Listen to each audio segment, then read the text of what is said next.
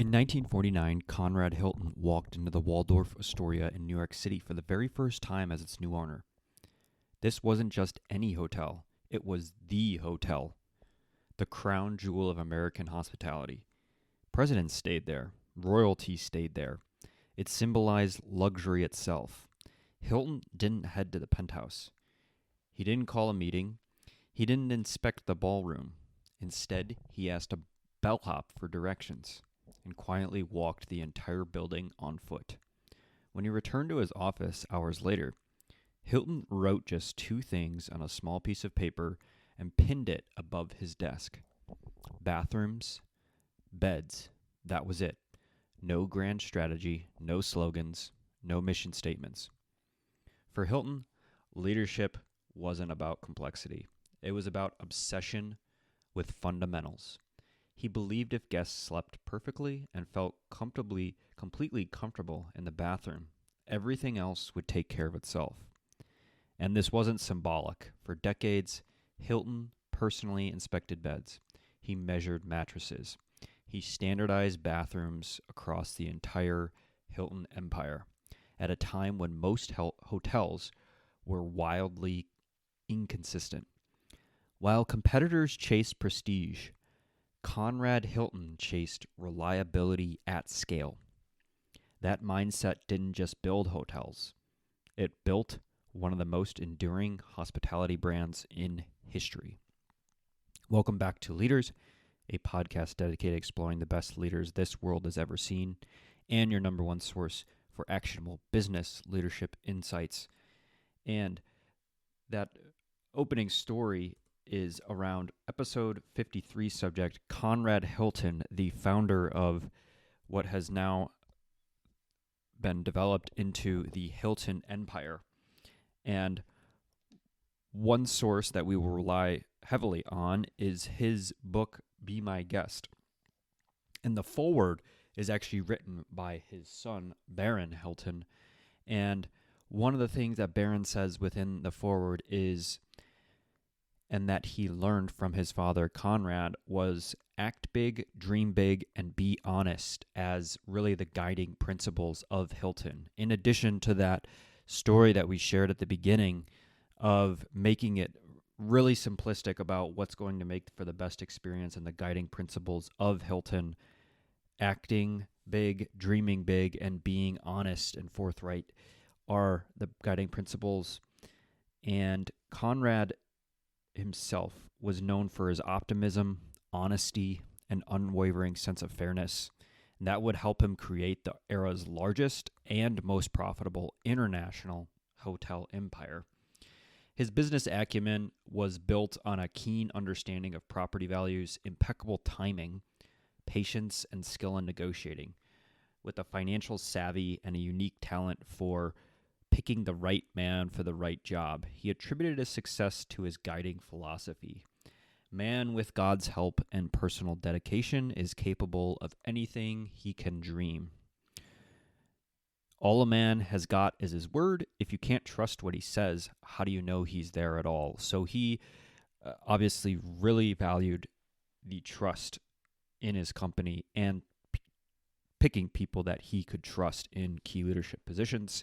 He also came to believe in delegation, and he later said, "When I had carefully selected a man for a job, I left him alone, knowing that either I had been right in my selection or I had been wrong, but he had to have a free hand to show which."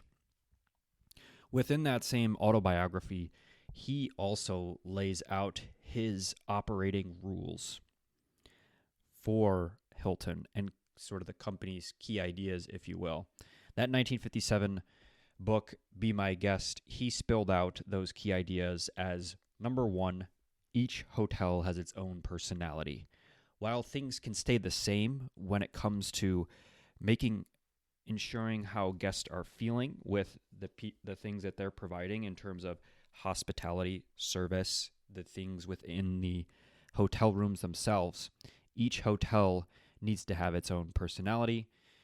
Two, forecasting or knowing the seasonality of the business and adjusting accordingly, which has made him and the Hilton brand enduring. Three, mass purchasing for the whole chain to save money. 4, digging for gold, finding quote-unquote waste space and wringing profits out of it. 5, training, including the use of hotel schools.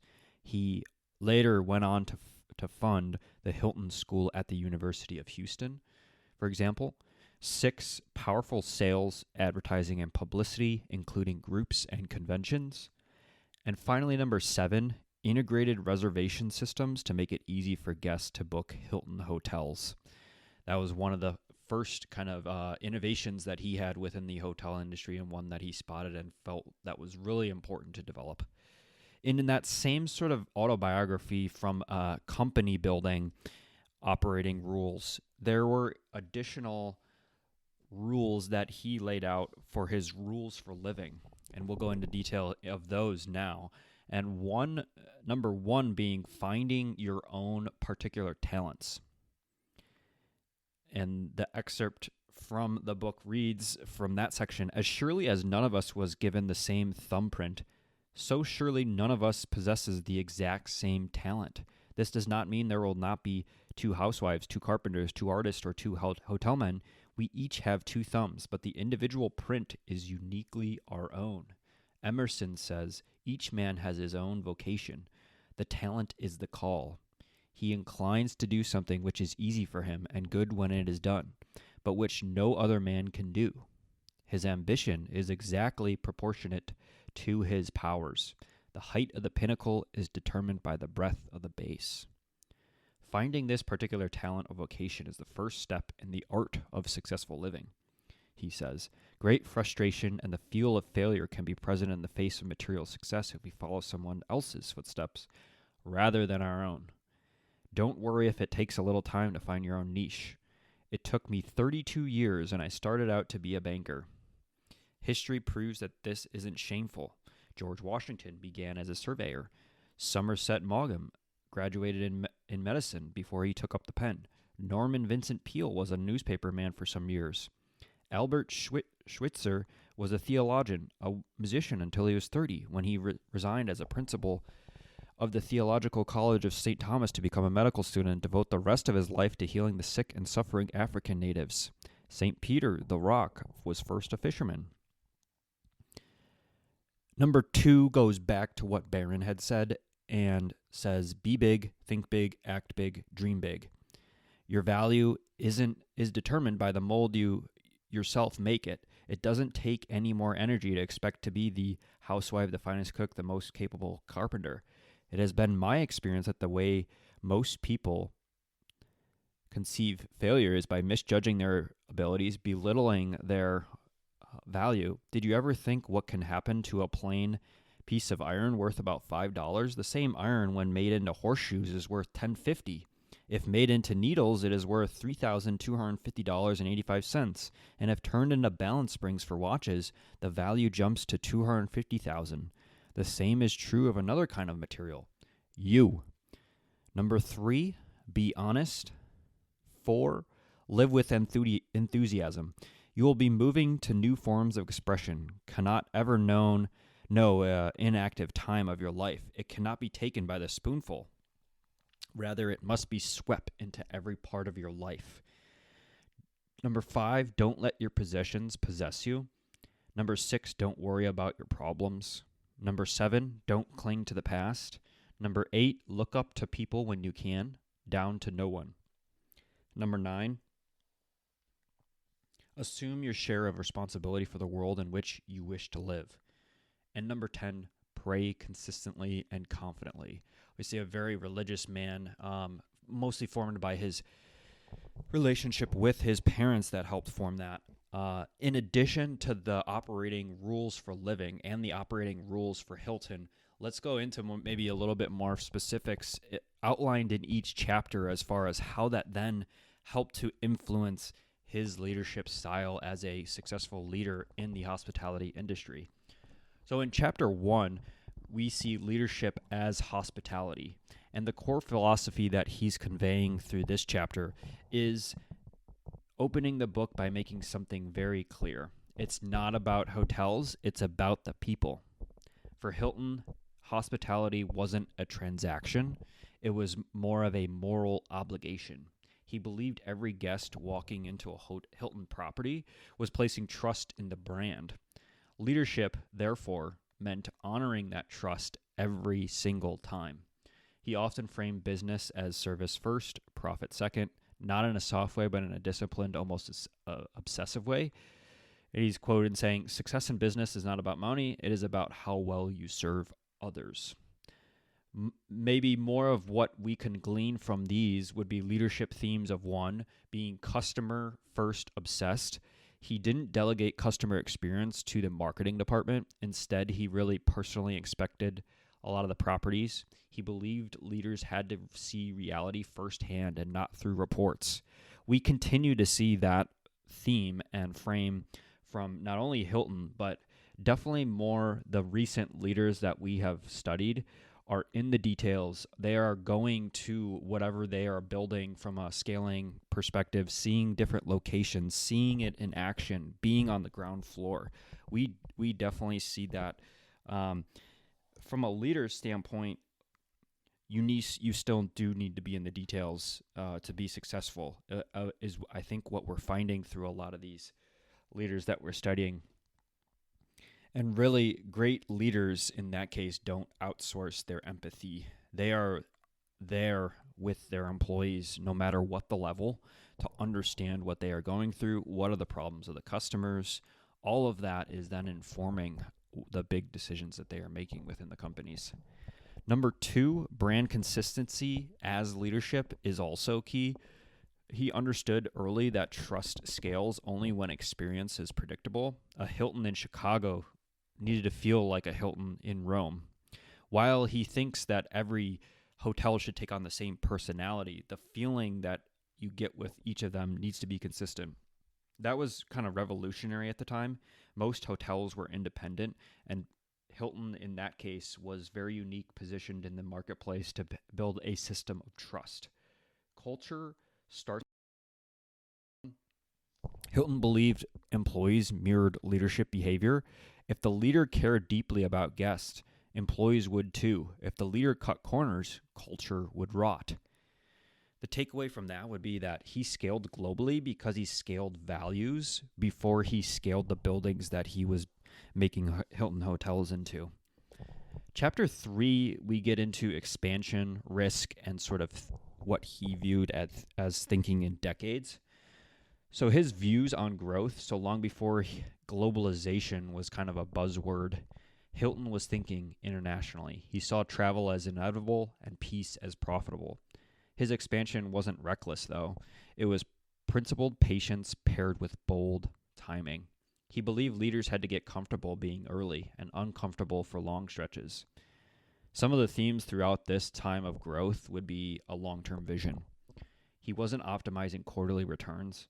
He was building infrastructure for a world really that didn't exist yet. People, at this time, hard to believe, but they weren't traveling to the extent that they do now. They weren't staying in all these established hotels and Airbnbs and those sort of things. These were things that Hilton helped to build out the foundation for and really had conviction that that was going to be part of the future.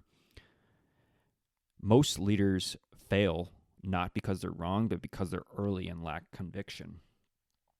Number 2, within this view on growth, he can be viewed as having comfort, but with uncertainty. He expanded into markets with a lot of different things going on: political instability, currency risk, cultural differences. His belief was that uncertainty is the cost of opportunity.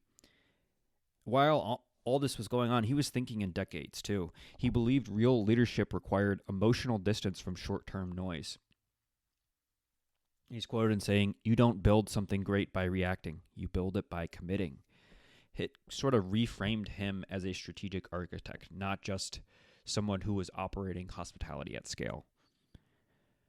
Through chapter 5, he experiences some crisis leadership that he has to manage. Decision-making was done under tremendous pressure at this time. This is Hilton at his most human.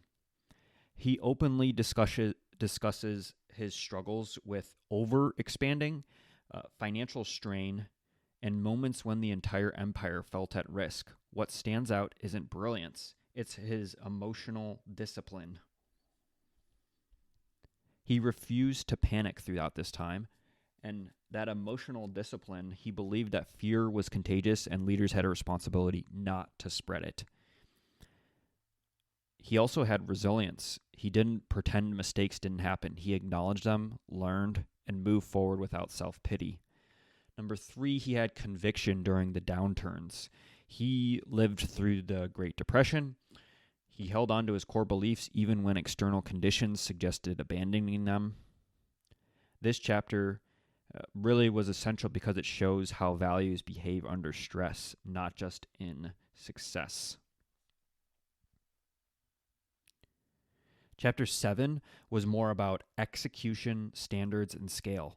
So standards as the culture for Hilton meant believing culture wasn't just slogans. It was more about the systems.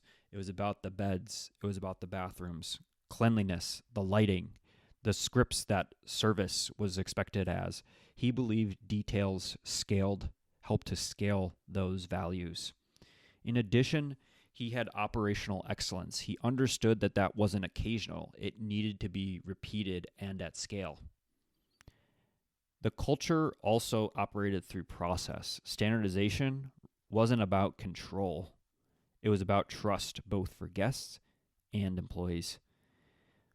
He also had high standards, and that served as leadership leverage. He didn't do that to intimidate people, but to free people to perform confidently. He kind of sounds like a modern founder obsessed with product quality in this, right? In chapter 9, we move through values, faith, and responsibility. So he exhibits leadership beyond profit. He openly ties leadership to faith, stewardship, and moral responsibility. He believed leaders were caretakers of people, capital, and communities. Profit mattered, but the purpose of what his company was doing came first. He definitely had, as part of that, and a leadership theme, would be moral leadership. He believed success imposed obligation. He was a steward of his business as well. He saw his role as temporary, a builder passing something forward. He also thought about his legacy. He wasn't asking, what can I get? He was asking, what will last? Leadership, ultimately, in this right, was ethical. And what were the values that he was going to try to instill into his company, and ones in which, beyond him running the company, which ones would he want to last in the company? And certainly, as we read through some of the things and a lot of the interviews that are given of Hilton's sons, grandsons, and the people that are running the company today, we see some of these same values and standards that he wanted to uphold. And I think that speaks to the demonstration of strong leadership, is to instill the values and the things that you want to differentiate yourself from other brands with, and how long that is going to last. Is that going to last beyond the leader being the CEO of the company, and after they pass, any sort of form of leader, no matter who is chosen, to be able to continue to carry those values forward? Chapter 11 would be reflection, humility, and learning that we see as core principles. He's looking back, so this is kind of a reflective chapter for him, almost quiet. He acknowledges a lot of mistakes. He emphasizes learning, and he downplays ego. Self-awareness, he understood that growth requires sort of humility. He's reflecting back on that. In addition, he understands that leadership was never finished. He was a lifelong learner, like many of these great leaders that we study. Perspective trumps ego.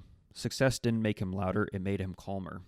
When you sort of combine the vision, innovation, and transformation with the discipline and standards, you don't just build a company, you create an institution. And that's exactly what Conrad Hilton did, and what he helped to build Hilton throughout his years as CEO, but then also, as we've said, beyond that. Some of the leadership style kind of parallels that we can see and bring out even more here would be when you step back and look at his career, what really stands out is that he didn't fit into one sort of leadership style really directly. It's what he kind of evolved over time. His leadership's changed as the stakes changed, and that adaptability is what kind of part makes him effective for so long. In some right, he was a visionary leader. Early in his career, he led the way many young founders do: direct, hands-on, highly controlled. He ran a general store in New Mexico, and that taught him discipline.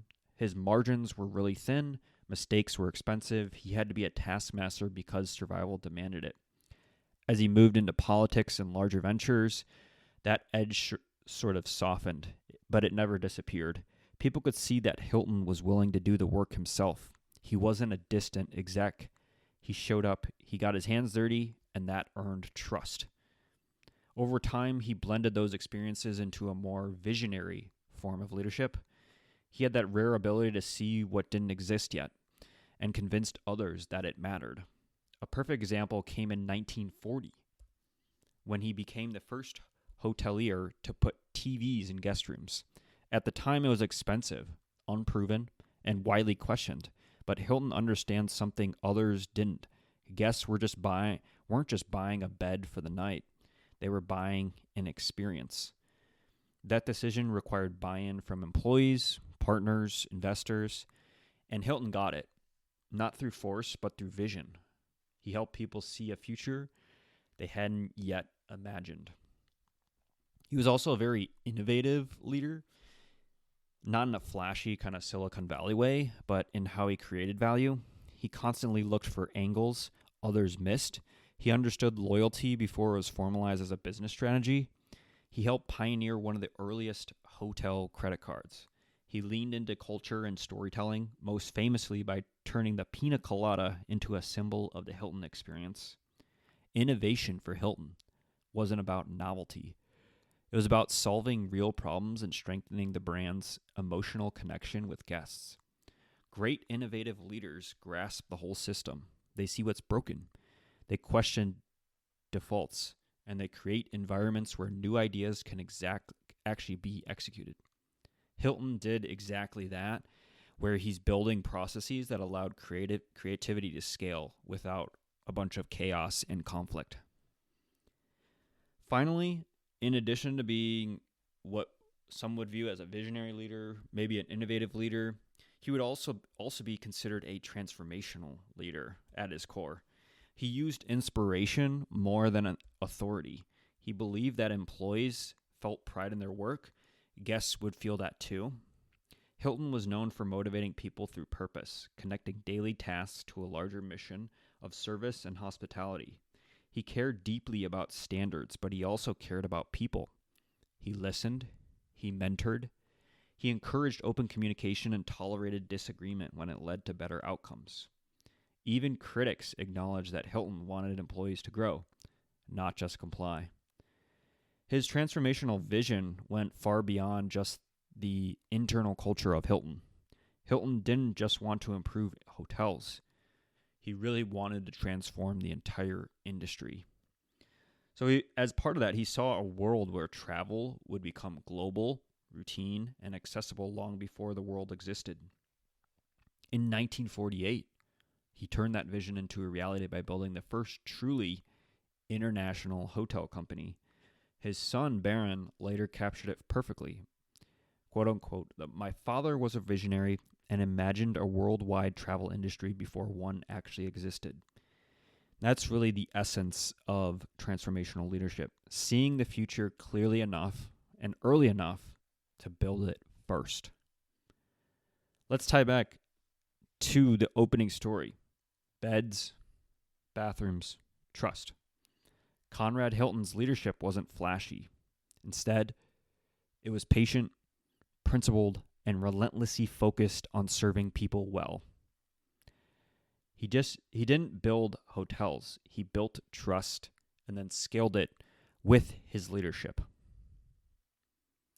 And with that, that is the end of episode 53 on Conrad Hilton, the founder of Hilton, and one who has lots of unique leadership style and principles, guiding principles for not only his company, but for life that we can take away from this episode.